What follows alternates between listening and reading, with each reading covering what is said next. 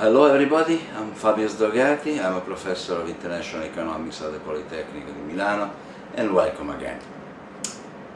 Today is our 6th meeting and we began on the 21st of December, and basically the issue that we have been discussing has been, is there a Greek crisis after all?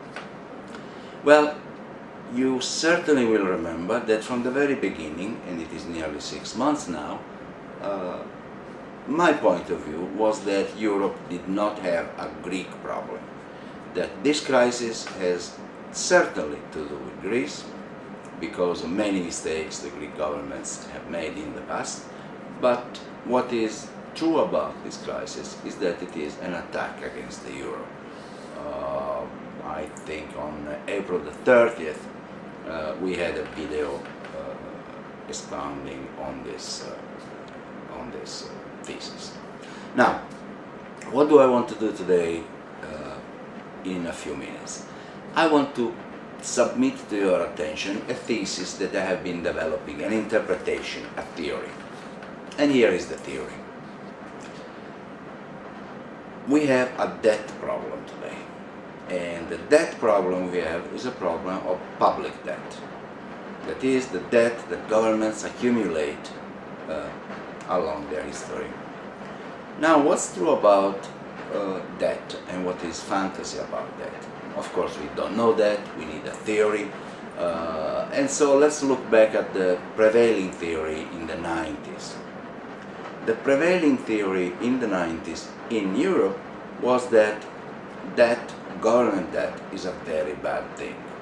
It is a very bad thing because as governments get into more and more debt, they become less and less trustworthy, and most of all, the reason they are trustworthy or not is that they could not inflate or inflate their debt. In other words, what we believed back in the 90s, or at least some of us believed back in the 90s, was that a government which was accumulating debt at a fast rate either saw its tax base expanding accordingly, and we measure that through a proxy which is GDP, or it would face default. And of course governments don't default in general, so the governments inflate their debt away. Well, we saw the 2007-2009 Great Recession. We know we got out of that recession thanks to government debt. We said already that the Chinese government deficit spent $586 billion in November 2008.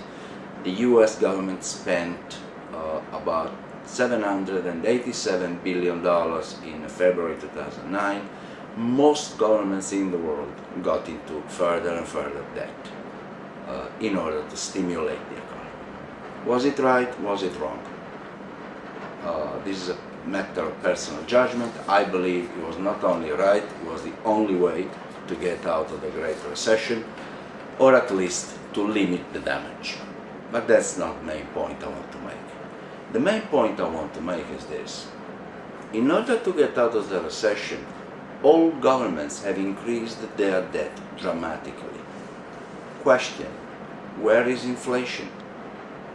No government is inflating its debt away. Nobody's doing it. Prices at the production level are still falling. Consumer prices are not increasing in any relevant way. So what's happening? How can governments stand all this debt?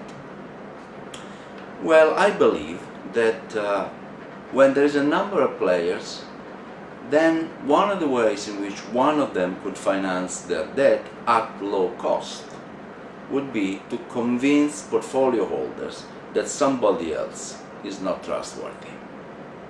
And if you want to convince somebody that somebody else is not trustworthy, what do you do? Well, what you do is you make sure that they know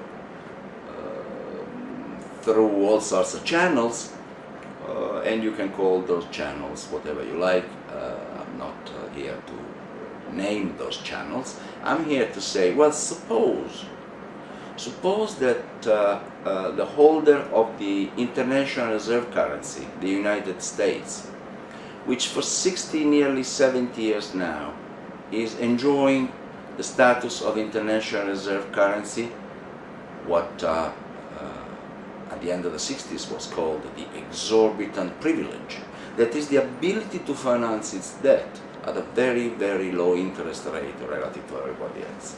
Well, suppose this government were the government holding the largest debt in the world. Well, how would this government go about making sure that it can keep financing its debt at low interest rates? So far, we believe this has happened thanks to China. China runs a current account surplus. Its receipts are in dollars. These dollars are used to buy US Treasury bills, and these Treasury bills, of course, are the ones that finance the government deficit. Well, what if China is not up to the task any longer? What if she is about to slowly, progressively move from a current account deficit to a current account balance, or even surplus? So my point is very simple. What is happening at the moment is simply what we call a portfolio allocation situation. There is a need to reallocate public debt in portfolio holders' portfolios, and this is done by attacking first one of the weakest links in the chain. This weak link is called Greece.